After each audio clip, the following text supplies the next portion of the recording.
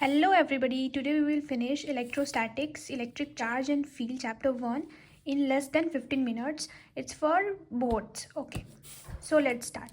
First is charge and its properties. Electric charge. What is electric charge?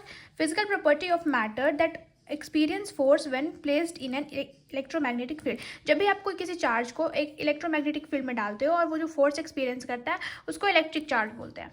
Okay, मान लो एक neutral body है और उसमें पॉजिटिव नेगेटिव चार्ज दोनों इक्वल अमाउंट में है तो उसको न्यूट्रल बोलेंगे. अगर उसमें से हम इलेक्ट्रॉन विड्रॉ करते हैं तो ये बॉडी जो होता है वो पॉजिटिवली चार्ज बन जाती है, और अगर इसमें हम एक इलेक्ट्रॉन और देते हैं तो ये नेगेटिवली चार्ज बॉडी बन जाती है. इसका चार्ज होता है कूलम.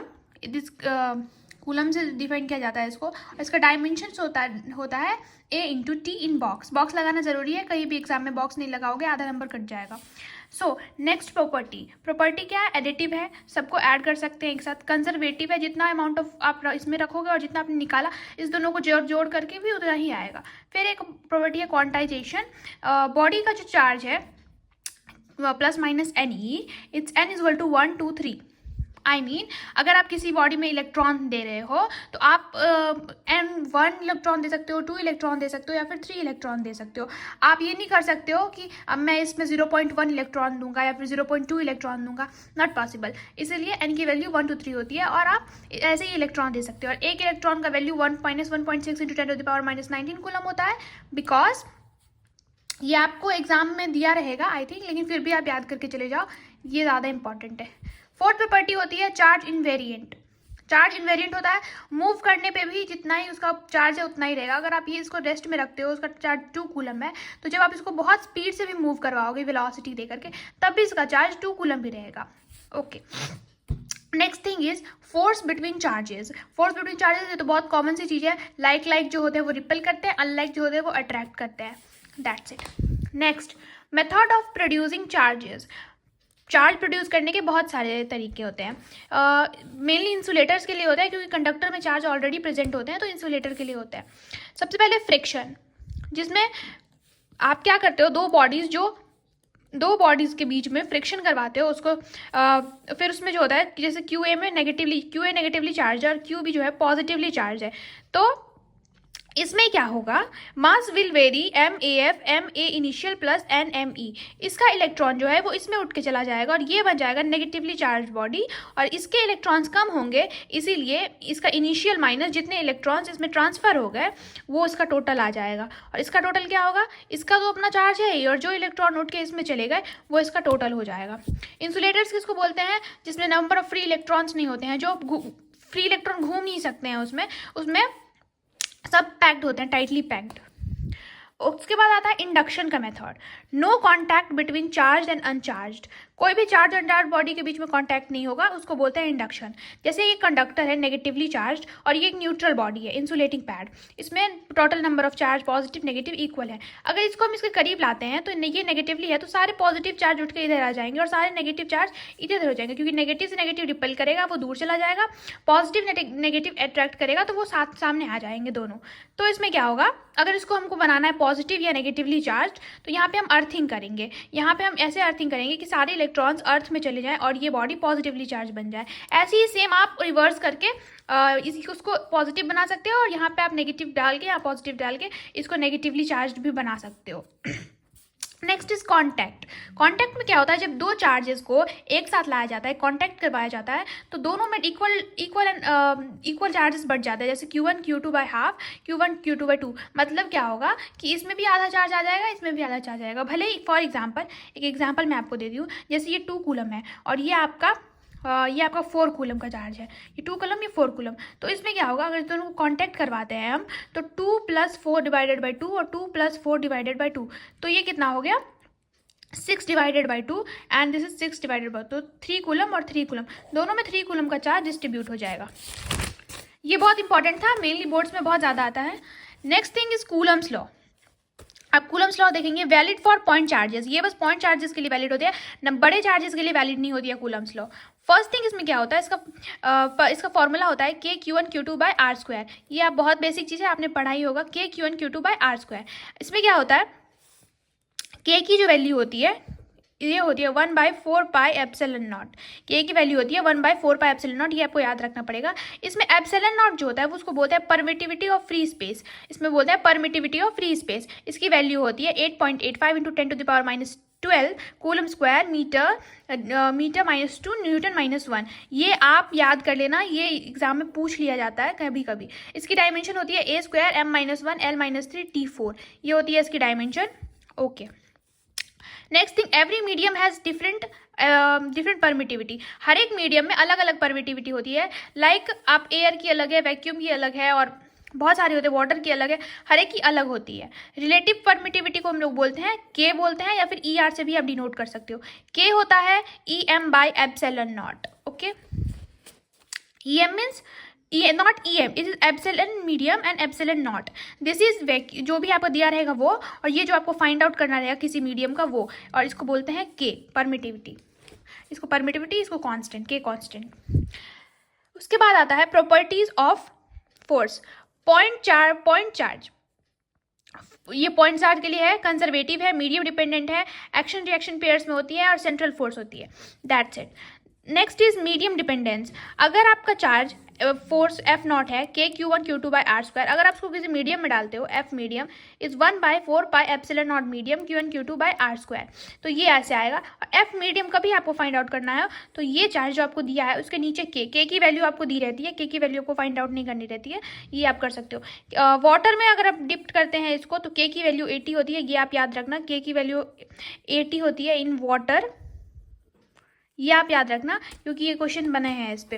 और के EM/ε0, इसी को रिवर्स करके यहाँ पे दिया गया है, जिससे आपको फाइंड आउट करने में किसी मीडियम को फाइंड आउट करने में फोर्स आसानी होगा। Next thing is vector form of coulomb law. Vector form of coulomb law, अगर दो चार्जेस हैं और वो दो डिफरेंट जगह पे हैं, let two charges are at position R1 and R2। R1 and R2 position पे दो चार्जेस हैं। F12 का मतलब होता है फोर्स ऑन 1 ड्यू टू 2। इस पे कौन सा फोर्स लग रहा है इसकी वजह से, इस F12 इधर की तरफ, एंड रिवर्स ऐसे अपोजिट में F21 होता है। ये आपको लिखना पड़ेगा, अगर डिराइव करने के लिए आ गया तो ये डेरिवेशन बहुत इंपॉर्टेंट है, आप लोग अच्छे से देख लो। उसके बाद होता है F12 फाइंड आउट करने के लिए KQ1 Q2/AB का whole square. AB means distance between them, R जिसको हम लोग अभी बोल रहे थे, this is AB, and -AB का K कैप डायरेक्शन के लिए। दिस इज द फॉर्मूला, इसको अच्छे से याद कर लो, इसमें कुछ बताने की जरूरत तो वैसे भी है नहीं। और AB कैप का ये होता है फॉर्मूला, AB के लिए R2 - R1, फिर R2 - R1 बाय मॉड में R2 - R1।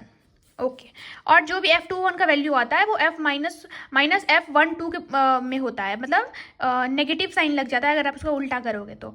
और हैंड्स प्रूफ लिखना ज़रूरी है क्योंकि बोर्ड्स में लिखना है, और कितने JEE एस्पिरेंट और नीट एस्पिरेंट होते हैं उनको वो आदत भूल जाता है लिखने का, वो लिख लेना। इस पे क्वेश्चंस आते हैं ऐसे, ये देख लो आप, एक क्वेश्चन देख लो, 3 चार्जेस हैं, उसको कहा गया है उसके बीच का फाइंड आउट करने के लिए। तो इस दोनों के बीच Q0 बाय इसका जो डिस्टेंस होगा वो, और उसके बाद उसको फाइंड आउट करने के लिए ये मैंने क्वेश्चन रख दिया कि आपको इजी हो। और ये भी एक क्वेश्चन है, ऐसे देख सकते हो। नेक्स्ट थिंग, ये भी एक क्वेश्चन है, इसमें 0 होगा क्योंकि इसका फोर्स इस दोनों को क्रॉस करेगा, और इसका फोर्स इस दोनों को क्रॉस करेगा, तो F रिजल्टेंट जो आएगा वो 0 आएगा।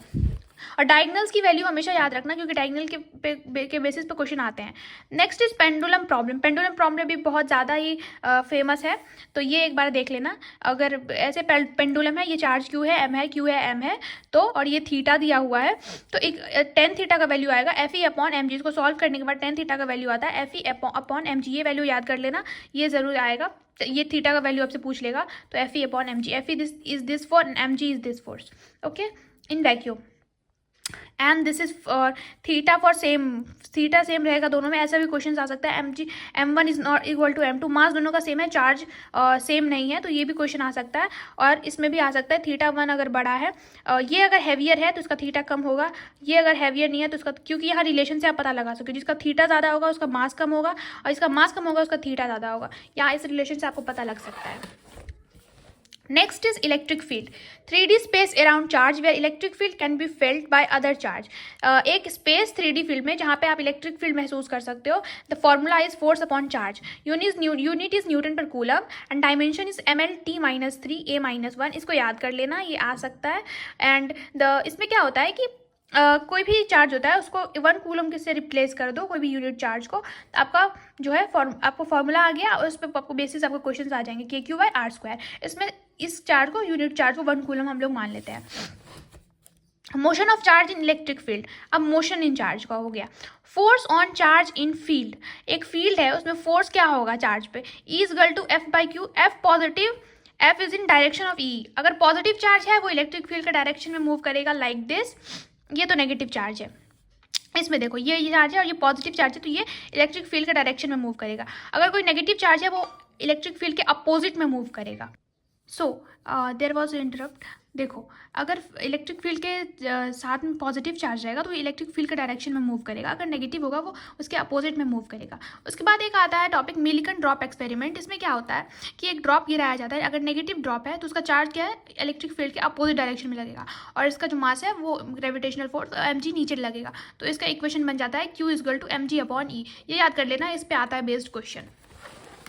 ये आपको मैं बहुत अच्छे से समझा रही हूँ, इसके अलावा कहीं बाहर से क्वेश्चन नहीं आएगा, यही क्वेश्चंस आएंगे, देख लेना आप. अगर आपको कोई भी क्वेश्चन मिलता है बोर्ड में तो आप बताना मुझे, क्योंकि मेरा इलेक्ट्रिक फील्ड एंड जो भी है इलेक्ट्रोस्टैटिक बहुत ज़्यादा स्ट्रॉन्ग है चैप्टर.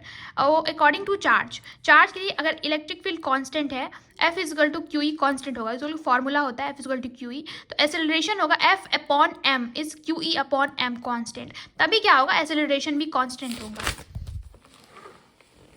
उसके बाद आता है स्टॉपिंग डिस्टेंस. स्टॉपिंग डिस्टेंस में क्या है, एक चार्ज है, इलेक्ट्रिक फील्ड है, ये कहाँ जा करके रुकेगा, अगर इसके अपोजिट में कोई फोर्स लग रहा है तभी रुकेगा. तो अपोजिट में फोर्स क्या लग रहा है क्यू ई अपॉन एम, और इसमें हम क्या करेंगे V is equal to U plus A T का वाला फॉर्मूला लगाएंगे और इसका टाइम आ जाएगा, इस टाइम पे जा करके वो रुक जाएगा. तो ये आप याद कर लेना formula. Projection of charge between charge particles. कोई दो चार्ज प्लेट्स है, उसके बीच में आप किसी चार्ज को डाल देते हो तो वो किस डायरेक्शन में मूव करेगा. तो ये है उसका formula T is equal to L upon V पे, ये यहाँ जा करके रुकेगा, और V is equal to V naught I cap minus Q E M plus J cap. ये इसका फॉर्मूला है, ये दोनों आप याद कर लेना, इसी पे बेस्ड क्वेश्चंस आएंगे. Next thing is pendulum problem. Pendulum problem में क्या होता है, एक पेंडुलम है मास प्लस ग्रेविटेशन mg वाला, और इसकी जो इलेक्ट्रिक फील्ड है वो अपोजिट है क्यू ई अपॉन एम, क्योंकि पॉजिटिव है. तो टाइम इसका होगा 2 pi L G effective. G effective मतलब क्या होता है g minus Q E upon M, क्योंकि यहाँ पे 2 g आ गया, एक ये एक्सेलरेशन आ गया और एक ये ग्रेविटी वाला एक्सेलरेशन आ गया, तो g minus Q E upon M ये हो गया. Electric field in Cartesian form. Electric field जो है वो कार्टेशियन फॉर्म में दिया हुआ है, इसका कुछ मोटिव नहीं है, ये इसका फॉर्मूला है, ये याद करो, और इसके अलावा कुछ भी नहीं आएगा बाहर से, बस ये याद कर लो, एक बार डेरिवेशन देख लो. उसके बाद नल पॉइंट प्रॉब्लम होता है, इसमें मैंने कुछ लिखा नहीं है. नल पॉइंट प्रॉब्लम में आपका क्या आएगा कि अगर दो इक्वल चार्जेस हैं तो उसके बीच में कहीं नल पॉइंट रहेगा, अगर दो अनइक्वल चार्जेस हैं तो उसके बाहर कहीं इलेक्ट्रिक फील्ड रहेगा, उस दोनों के बीच में नहीं रहेगा. अगर इक्वल है दोनों चार्ज और पॉजिटिव है N upon sorry I have to cut it, मैं इसको आगे समझा देती हूँ आपको, पहले ये देख लो. Electric field due to ring. Electric field due to ring क्या होता है, के q x by are square plus x square 3/2. Electric field maximum कहाँ पे होगी, plus minus r by root 2 पे इलेक्ट्रिक फील्ड मैक्सिमम होगी. इसका डेरिवेशन आता है, आप एक बार देख लेना. Electric field in charge arc. Electric field अगर कोई चार्ज आर्क है उसमें इलेक्ट्रिक फील्ड क्या होगा, तो 2k lambda by R sine theta by 2 इसका फॉर्मूला है, ये याद कर लेना. अगर इस पे ऐसे क्वेश्चन आते हैं, ऐसे बेस्ड क्वेश्चन देख लो. और इसका 90 डिग्री है total, 2k lambda by are, और इसका अगर यहाँ 45 डिग्री है तो 2k lambda by r electric field root 2k lambda by r आ जाता है. अगर इसका टोटल इस ऊपर पॉजिटिव है नीचे नेगेटिव है तो ये इसका आंसर आएगा, इधर ही आएगा, ये क्योंकि पॉजिटिव से नेगेटिव और ये भी पॉजिटिव से नेगेटिव, तो ऐसे ही आएगा. Properties of electric field line. Properties of electric field line क्या है, originates as positive and terminate at negative. Never form close loop, कभी भी क्लोज लूप नहीं बनाएगा. Less spacing electric field more, जहाँ पे स्पेसिंग कम होगी यहाँ पे इलेक्ट्रिक फील्ड ज़्यादा होगी, यहाँ पे कम होगी. Okay. Electric field always perpendicular to conductor surface. Electric field हमेशा कंडक्टर सरफेस के परपेंडिकुलर होगी, ये आपको पता है, बेसिक सी चीज़ें हैं। Electric field inside isolated is equal to zero, कभी कोई भी आइसोलेटेड सिस्टम हो उसके अंदर इलेक्ट्रिक फील्ड जीरो होती है। Draw electric field lines, positive के लिए ये होगी, यहाँ पे नल पॉइंट होगा कहीं पे, तो ये है पॉजिटिव के लिए, ये आउटवर्ड डायरेक्शन में होती है, और नेगेटिव के लिए क्या होती है, ये इनवर्ड डायरेक्शन में होती है, मतलब ये आती है यहाँ पॉजिटिव से आप टर्मिनेट होती है, और नो पॉजिटिव से ओरिजिनेट होती है और नेगेटिव में आकर के टर्मिनेट होती है। Okay, electric dipole and dipole moment. अब डाइपोल मोमेंट का क्या है, two equal and opposite charges separated by small distance as compare to distance of point where impact has to be seen. दो इक्वल और opposite charges रहते हैं separated by very small distance, ये 2D बहुत small distance है, इसके साथ इसको सेपरेट किया जाता है, उस जहाँ पे इम्पैक्ट देखा जाता है उस इलेक्ट्रिक डाइपोल बोलते हैं। ये देखो, इलेक्ट्रिक डाइपोल का सीधा सीधा फॉर्मूला आता है charge into separation between them, charge हो गया Q और सेपरेशन हो गया 2D, ये बस याद रखो, और कुछ इससे बाहर आता नहीं है। और डायमेंशन होता है उसका ALT, यूनिट होता है कूलम पर मीटर। नेक्स्ट, ये इस तरह के क्वेश्चंस आते हैं, अगर यहाँ 2Q है इसको माइनस क्यू में तोड़ दो, यहाँ +Q -Q एक डाइपोल, यहाँ +Q -Q एक डाइपोल, और उसके बेसिस पे आप सॉल्व कर लो। ये फॉर्मूला आपको याद रहना चाहिए, A² + B² + 2AB cos theta, इसके बेसिस पे आपके क्वेश्चंस बन जाएंगे। ये आपको 11th में ही पढ़ाया जाता है, अगर आपने 11th पढ़ी होगी तो। Electric field due to dipole movement, axial है तो एक्सियल के लिए ये डेरिवेशन है, आप एक बार देख लो, और इसका फॉर्मूला आता है 2kp/r³। और अगर इक्वेटोरियल है, कहीं ऊपर है, आपको फाइंड आउट करना डाइपोल मूवमेंट, तो इसके लिए ये फॉर्मूला होता है kp/r³। ये दोनों एक बार डेरिवेशन आप अच्छे से देख लो, क्योंकि मैंने अच्छे से किया है, एक बार अच्छे से देख लो, यही आपको डिट्टो बनाना है एग्जाम में। एक इंपॉर्टेंट फॉर्मूला है E axial upon E equatorial, इसका आपको रेशियो पूछ लेते हैं तो 2:1 आता है हमेशा, ऑलवेज, ये याद रखना। इलेक्ट्रिक डाइपोल इन external field, electric dipole external field में कैसा होता है, ये क्वेश्चन बेसिकली आते नहीं है, लेकिन फिर भी आप एक बार देख के चले जाओ, अगर क्योंकि पेपर टफ बना रहा है, कहीं इस बार पूछ दिया तो ये देखो, इधर पॉजिटिव के लिए QE लगेगा, नेगेटिव में पीछे लगेगा, इसके बीच का डिस्टेंस होता है 2L sin थीटा, and this is distance 2L, this is theta. Force experience QE I cap minus QE I cap, इधर और इधर फोर्स 0 होगा। टॉर्क क्या होगा, force into perpendicular distance between them is equal to PE, cross product PE। Okay, maximum torque कब होगा, जब theta 90 degree होगा और +1 -1 थीटा π/2 मैक्स। और मिनिमम टॉर्क कब होगा, जब थीटा 0 डिग्री होगा, तब वहाँ पर टॉर्क मिनिमम होता है। नेक्स्ट थिंग इज, इस तरह के क्वेश्चन आते हैं, वहाँ पे P दे दिया रहेगा, E दे दिया रहेगा, टॉर्क फाइंड आउट करना है, तो डिटर्मिनेंट लगाना है आपको, डिटर्मिनेंट आना चाहिए इसके लिए। और P, इसका फॉर्मूला होता है PE sin थीटा, आपको अगर थीटा दे दे और E दे दे तो, और P पूछ ले तो ये वाला फॉर्मूला आपको लगाना है। उसके बाद नेक्स्ट इज इलेक्ट्रिक फ्लक्स। अगर इलेक्ट्रिक फ्लक्स बहुत इंपॉर्टेंट है, इसमें से बेसिकली बहुत सारे क्वेश्चंस आते हैं। Amount of electric field line passing perpendicular to a surface, जितने भी electric field line perpendicularly pass करते हैं किसी सरफेस के, उसको बोलते हैं इलेक्ट्रिक फ्लक्स। ओके, इसमें क्या होता है, जैसे ये है तो इसके परपेंडिकुलर एरिया होगा, एरिया इसमें वेक्टर क्वांटिटी होता है, क्योंकि वो परपेंडिकुलर इन आउटवर्ड डायरेक्शन होता है, आउटवर्ड डायरेक्शन में परपेंडिकुलर एरिया होता है उसमें। जैसे ये शीट है तो इसका एरिया जब ऊपर की तरफ होगा L², ये अगर सर्कल है तो इसका ऊपर की तरफ होगा πr²। इसका फॉर्मूला था E.A, E cos थीटा, क्योंकि ऊपर इसका जो आप इसको रिजॉल्व करोगे इस इलेक्ट्रिक फील्ड को, तो ऊपर cos थीटा ही आता है, E cos थीटा। इसका यूनिट होता है न्यूटन पर कूलम मीटर² और वोल्ट मीटर। डायमेंशंस मैं आपको बाद में बताऊंगी। नॉट स्केलर क्वांटिटी होता है, सॉरी मैंने डायमेंशन लिखा नहीं है, मैं लिख दूंगी। नॉट स्केलर क्वांटिटी होता है, स्केलर क्वांटिटी नहीं होता ये।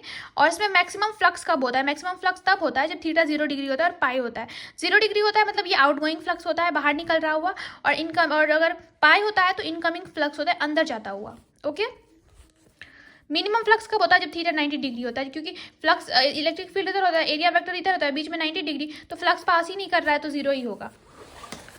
Next, Gauss law and its forces, ये मेजोरिटी आते हैं। Total flux link by close surface is 1/ε0 time the charge enclosed by the surface. 1/ε0, जितना जो भी चार्ज इनक्लोज्ड है सरफेस के अंदर, उसके 1/ε0 टाइम्स होता है, उसको बोलते हैं टोटल फ्लक्स। तो ये इसका डेरिवेशन है, आप लोग एक बार देख लो, ये डेरिवेशन एक बार याद कर लेना, ये आ सकता है पेपर में। हेंस प्रूफ लिखना मत भूलना, पहले भी बोला था, बहुत ज़्यादा आता है। ओके, फ्लक्स का सबसे मेन प्रॉपर्टी क्या है, अगर बाहर में कोई भी चार्ज है और सरफेस के अंदर कोई चार्ज नहीं है तो जीरो होगा, इंडिपेंडेंट ऑफ चार्ज लोकेशन। इस सरफेस में कहीं भी है, यहाँ है, यहाँ है, यहाँ है, वहाँ पे हर एक जगह एक ही जैसा फ्लक्स होगा। Flux depend on charge inside only, अगर इनसाइड चार्ज बदल रहा है, घट रहा है, बढ़ रहा है, उसी पर डिपेंड करता है, उस पर डिपेंड नहीं करता कि बाहर कितना चार्ज है, no. Next thing, electric field due to thin wire, ये डेरिवेशन है इसका थिन वायर का, आप एक बार देख लो अच्छे से। इसका फॉर्मूला ये है 2k लैम्डा बाई आर, ये याद कर लो। ये गॉसियन सरफेस है, इसका गॉसियन सरफेस बना के ये सॉल्व किया जाता है, ये इसका फॉर्मूला, ये आप एक बार देख लो।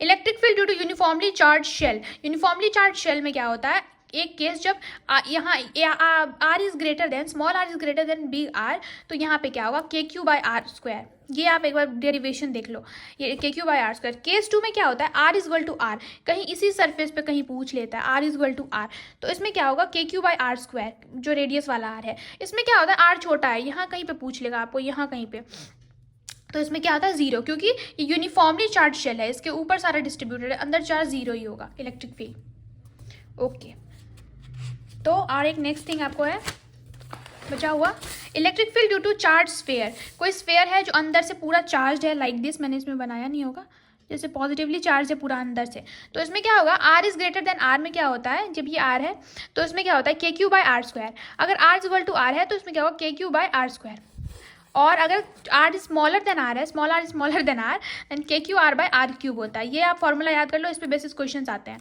Electric field due to charge sheet, एक चार्ज शीट है, इसके लिए इलेक्ट्रिक फील्ड क्या होगा, सिग्मा बाई 2 एप्सिलॉन नॉट, मैंने आपको ज़्यादा ही बता दिया है फॉर्मूला, इसी सब में से आएगा, इससे ज़्यादा कुछ नहीं आएगा। 5 मार्क्स का वेटेज रखता है ये चैप्टर, और 5 मार्क्स में क्या क्या ही पूछेगा, बहुत कुछ है पूछने वाला इंपॉर्टेंट। तो एक बार अच्छे से मैं इसको दिखा देती हूँ आपको सारे डेरिवेशंस, ये देखो आप सारे डेरिवेशंस हैं इसमें, एक बार आप देख लो, वीडियो को पॉज कर करके आप अच्छे से इसका नोट्स भी बना सकते हो, मैंने आपको दिखा दिया। ये देखो,